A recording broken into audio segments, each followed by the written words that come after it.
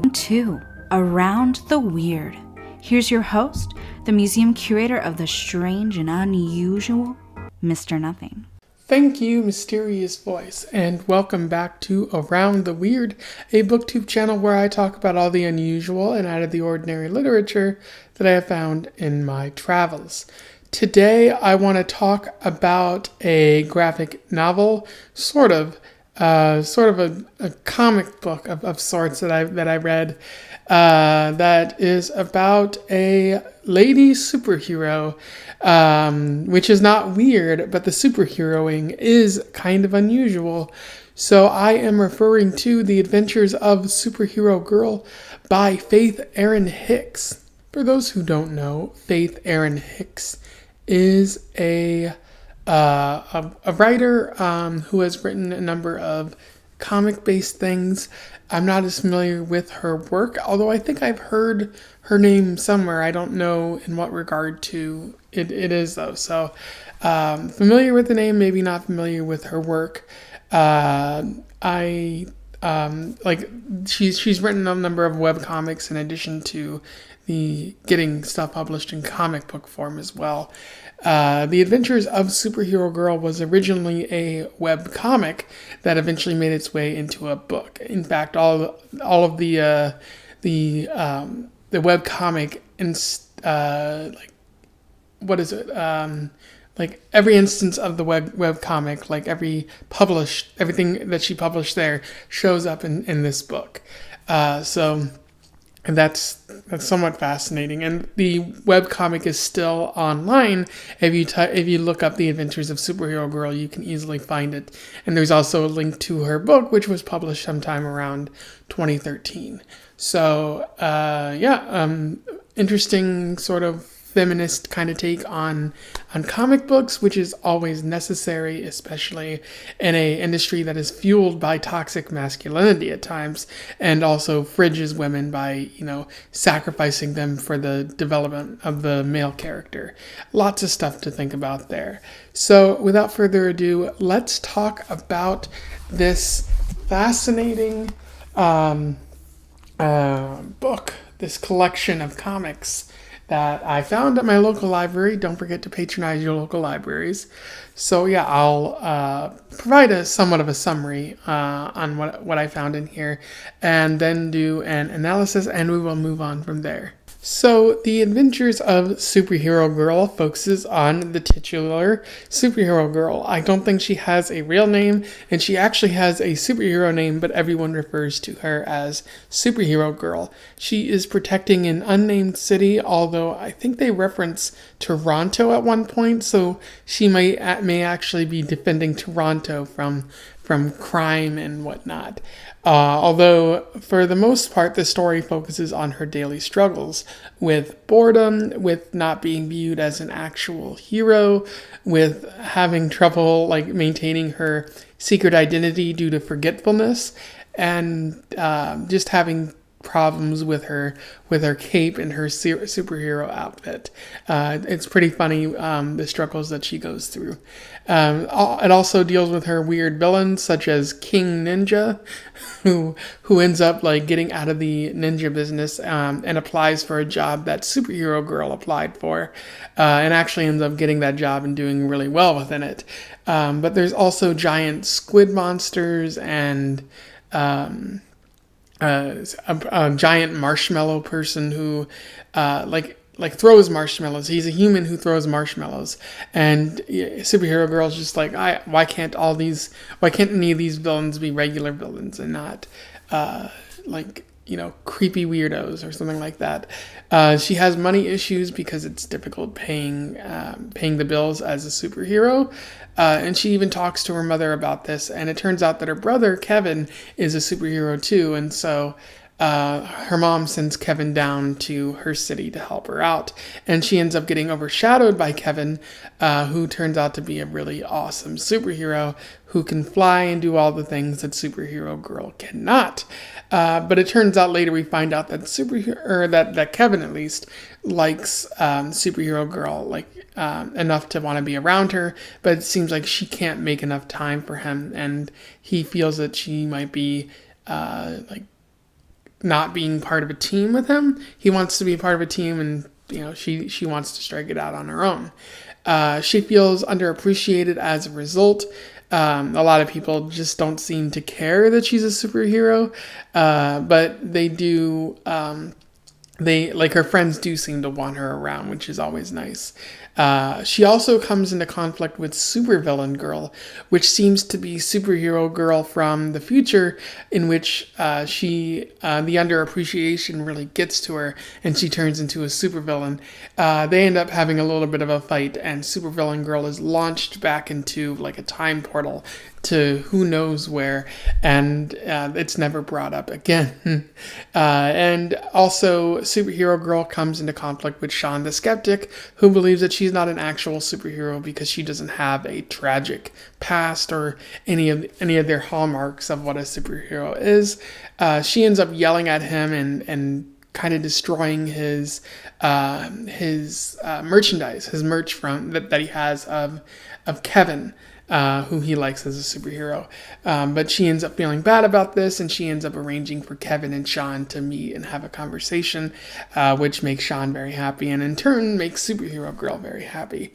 And that's really where it ends. That there's not a whole lot of comics or storylines within this little showcase of what Faith Erin Hicks has been writing.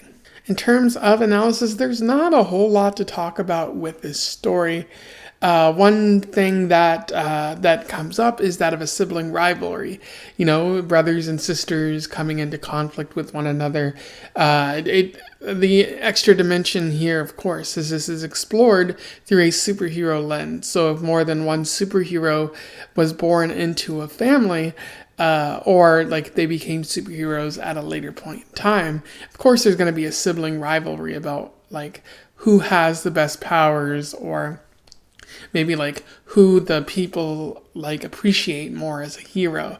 So I do like that Faith Erin Hicks explores that, although it does feel kind of superficial, and maybe she does rely on a few cliches here and there. Like, it doesn't seem like she introduces anything bold or brash into this kind of analysis.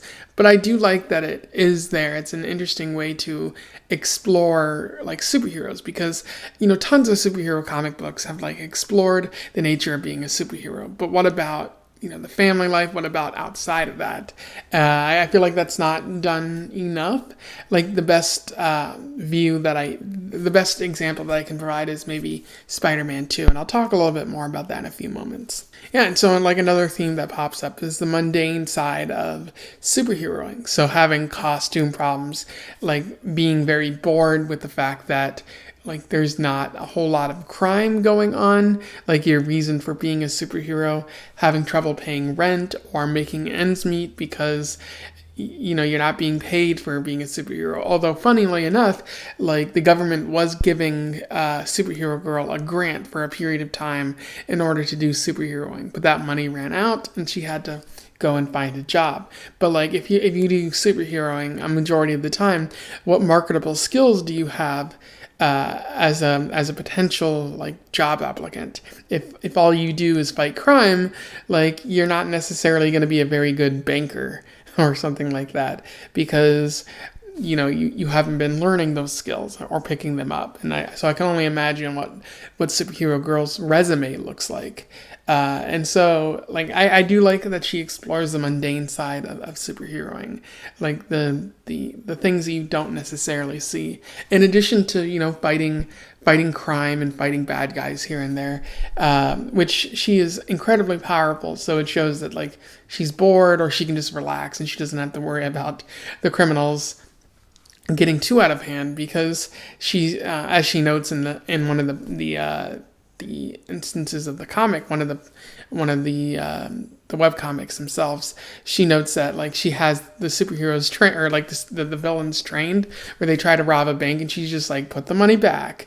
And I really like that. So yeah, I find this to be somewhat similar to Spider-Man 2, which is one of my favorite superhero movies of all time, because it deals with the side of Spider-Man that we normally don't focus on, which is Peter Parker and his day-to-day struggles trying to be a superhero while also trying to keep up his personal life, and whether it be in his romantic life or in his job or with his family, trying to make those things happen so he can have a normal life and be a superhero. I do think that Spider-Man 2 does it a little better, but then again, they have script writers, and it's more of a visual medium than well, I guess these are both visual mediums, but movies are different than webcomics, where it's only Faith Erin Hicks, whereas you have an entire comic industry and movie industry behind making Spider-Man 2. But I do like that it reminds me of Spider-Man 2, because more comic books need to reach for that type of magic and tell real human stories when they're making comic book stories, not just something about godlike beings that we can't even remotely sympathize with, unless you're talking about Dr. Manhattan, of course. And so one issue that I had with this, that I may have mentioned earlier, is that this does all come off as a bit superficial. Faith Erin Hicks does talk about a lot of themes and brings up a lot of ideas, but all of these are superficial. She could go into more of the story of these ideas, explore Superhero Girl a bit more, but she doesn't. She only focuses on the bits and pieces of Superhero Girl and all of these themes that she's exploring. And it could seem like she was trying to get a book deal out of this so she could write it even more, but that's not what she did here. This is all there is. So it does come across as a bit superficial, but maybe that's all she was really going for, because in the introduction, what's his name? Kurt Busiek, I believe it is, it noted that his daughters were reading this, and that was good for him, because it allowed for an introduction into comic books, especially for young ladies, young women, who might not normally have that, because again, the comic book industry could be somewhat toxic. So maybe this doesn't need to be very elaborate in providing an in-depth background into a new character. Maybe all it needs to be is light reading that might inspire more comic book reading down the road. So from that standpoint, it's a lot of fun, and it's fascinating, and I hope it did inspire more young women to get involved in comic books in some way. So maybe in that regards, it's great. If you want something a little bit deeper, perhaps this isn't for you. Anyway, so those are my thoughts on The Adventures of Superhero Girl by Faith Erin Hicks, a pretty interesting webcomic book adaptation where she just transplanted all the webcomics into book form. I thought it was a lot of fun to read and pretty funny at times. And as I mentioned before, I'm going to recommend it to you, but I'm going to also point out that if you want something a little more in depth, maybe move on to something else. But if you're recommending this for one of your children, absolutely great idea. And if you want some light reading yourself, look into it. But I can't recommend this if you want something that is going to be a story that grabs you and makes you care about this character. And that's not what Faith Erin Hicks was going for. So that's an important point to make. If you read this before, or you simply want to comment on something I've said here, do so below. I would love to hear from you. Otherwise, don't forget to like, share, and subscribe so that maybe more people can find out about the work of Faith Erin Hicks. It certainly it stands out based on the characters that she was writing here. And until then, I wish you the best of luck in your weird and superhero travels. Farewell.